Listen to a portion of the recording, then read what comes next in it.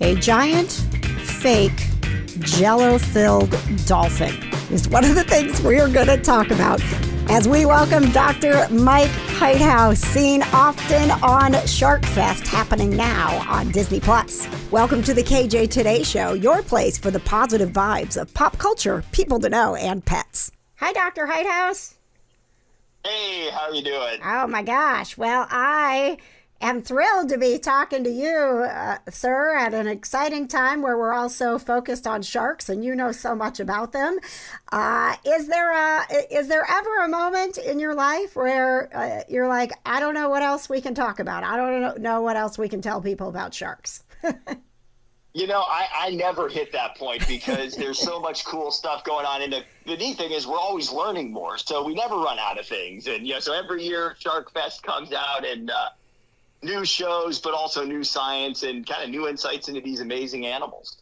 Can we talk about the special that's coming up? Because we focus so much on shark attacks, but Saved from a Shark is actually a little different take of people saying that they were actually deliberately saved by these animals. Can you talk a little bit about that?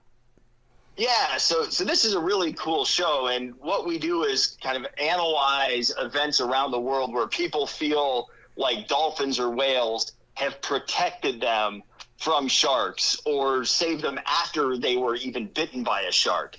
And the thing is, we don't really know what the motivations of the dolphins or whales were, and probably in some of these cases, the person just happened to be in a place where dolphins and sharks were in contact, and the dolphins chased the shark away. Kind of like you go outside, sometimes you'll see little birds attacking a hawk to chase them away. Mm-hmm. But in other cases, there are a couple where, boy, it sure looks like those dolphins were actually protecting the people and weren't just, say, protecting their calves. And so we kind of go through those one at a time.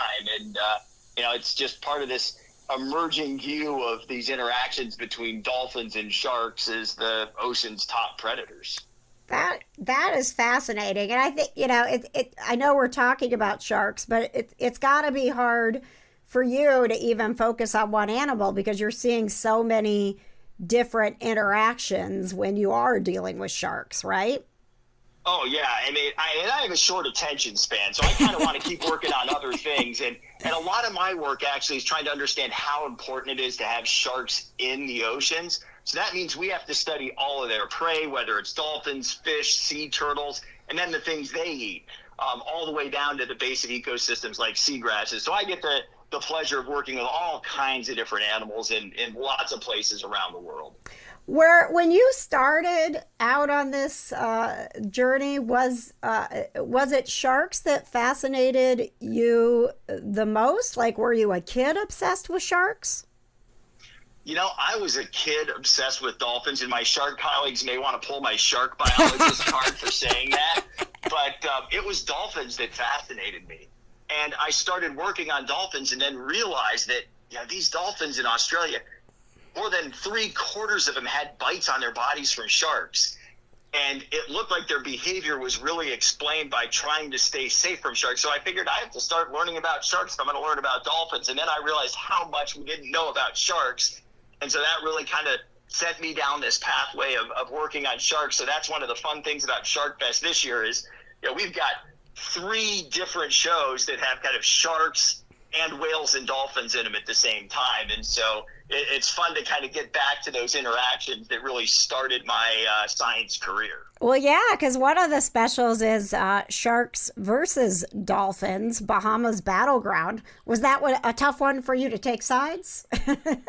I don't take sides. We just study it. But this one was so much fun because I got to do something I've been wanting to do for years and was only able to do because of the show, which is to build a life-size jello dolphin. But jello mixed, so it's the same consistency as a dolphin, and then to get shark bites on my jello dolphin, unflavored, but edible.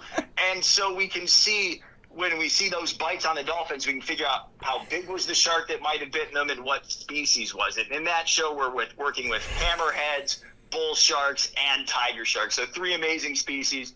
And then, of course, the dolphins. when did you settle on? It's just fascinating to me. Like you kind of get to, you get to play, you get to imagine so much. Like when did you settle on Jello, or were there, other iterations of the fake dolphin that you went through before you landed on this one? Well, the first iteration was actually giant square pads of the gelatin, and it's because I called it. I'm at Florida International University, and we have an amazing forensics program here, and I called them up and shocked them to silence when I asked, "Hey, you build ballistic gel dummies for law enforcement. Could you build me a dolphin?" And there was a long pause, and then it was like, "Sure." And then I said, "And it has to be edible." So that, because if a shark gets a big bite out of it, we want it to not, hurt the sharks. Right.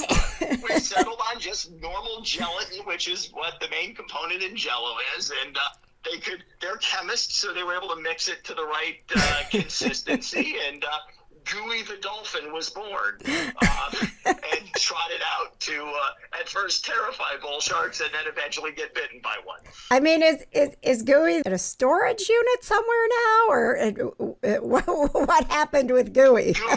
Gooey the dolphin is sitting in my office right now, along with a whole pile of these gel pads that have been bitten by tiger sharks and bull sharks. And so people tuning into SharkFest can see that in Sharks versus Dolphins or in Sharkano, Hawaii, where we're using this technique. And then we put together all this stuff we've done from the shows and can do new science that we couldn't have otherwise. And that's one of the reasons I love working with National Geographic. It's great people from all over the world that we're working with, and then we get to kind of try new crazy stuff that may or may not work, but every so often it works like this, and it really advances our understanding of these animals. Well, and you mentioned that Sharkano, Hawaii, and you're trying to figure out this. It is fascinating.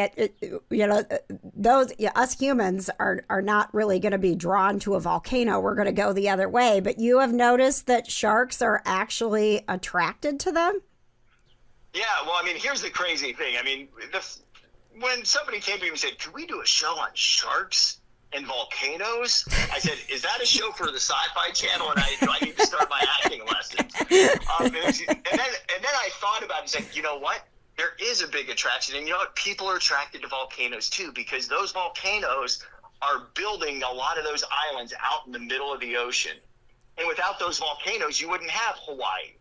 And you wouldn't have these places where sharks congregate. And so it's not necessarily that they like the lava, although the formations that the lava creates underwater make good hidey holes, or places that concentrate food, or a place to meet up in the middle of the ocean to find a date. So, we kind of explore all these ways that sharks are attracted to the volcanic islands of Hawaii. And so it's a great show because you get to see so many different kinds of sharks and a lot of shark behavior that's really cool. Man, so much fun stuff still to come in the final week of SharkFest. Thank you so much, Dr. Heithaus, for being on the show, and we look forward to many more exciting stories of sharks from you in the future. Have a great day. Thanks, you too.